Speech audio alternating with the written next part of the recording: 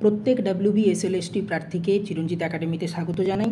আশা করি সবাই ভালো আছো এবং এসএলএসটি পরীক্ষার জন্য খুব দারুণভাবে প্রিপারেশান নিচ্ছ। তো এই প্রিপারেশান নেওয়ার ফাঁকে আমি আরও একটি গুরুত্বপূর্ণ তথ্য নিয়ে চলে এসেছি। খুব গুরুত্বপূর্ণ খবর, West Bengal central school service commission আরও একটি বিজ্ঞপ্তি জারি করেছে। সেটা হলো অ্যাডমিট কার্ড সংক্রান্ত বিজ্ঞপ্তি।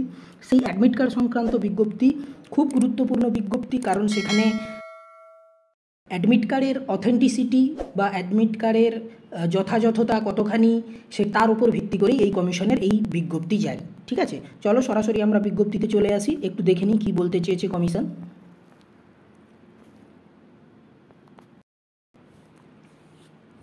এখানে কমিশন বলেছে, it is notified for all concern that while candidates have been issued provisional admit cards without stringent online verification of their eligibility, it does not indicate their candidature have been finally accepted by the commission।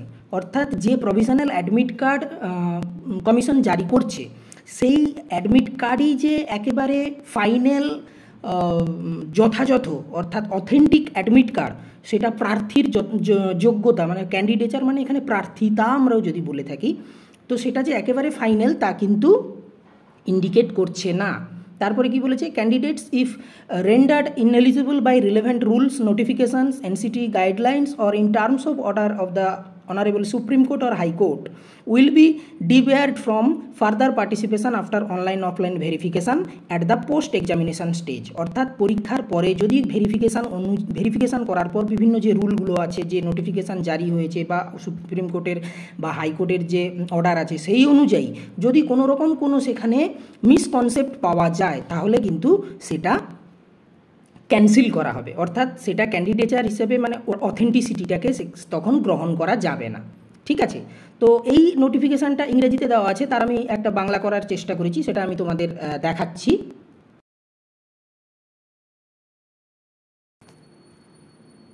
তোমাদের বোঝার সুবিধার জন্য ইংরেজিটাকে বাংলা করেছি। বলা আছে, দেখো, সংশ্লিষ্ট সকলের জন্য জানানো যাচ্ছে যে প্রার্থীদের যোগ্যতার কঠোর অনলাইন যাচাই ছাড়াই অস্থায়ী প্রবেশপত্র জারি করা হলেও এর অর্থ এই নয় যে তার প্রার্থিতা কমিশন কর্তৃক চূড়ান্তভাবে গৃহীত হয়েছে। আমি যেটা বললাম যে এটাই যে একেবারে অথেন্টিক সব কিছু তথ্য যে দেওয়া হয়েছে প্রভিশনাল অ্যাডমিট কার্ডে, সেটা যে কমিশন কর্তৃক গৃহীত হয়েছে তা কিন্তু নয়।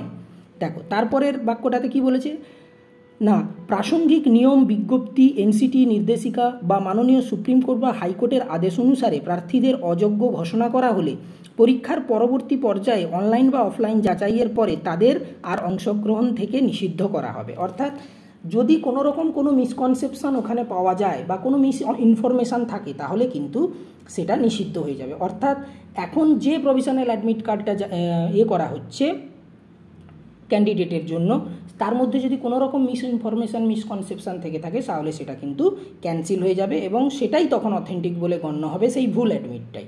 অর্থাৎ সেই ক্ষেত্রে আমি বলবো সঠিকভাবে যাতে তথ্য থাকে সবাই ভালো করে আরও একবার দেখে নাও, আর একবার দেখে নেওয়ার পরে যদি প্রয়োজন হয় কোনো রকম কোনো মিসইনফরমেশান থেকে থাকে সেটা কিভাবে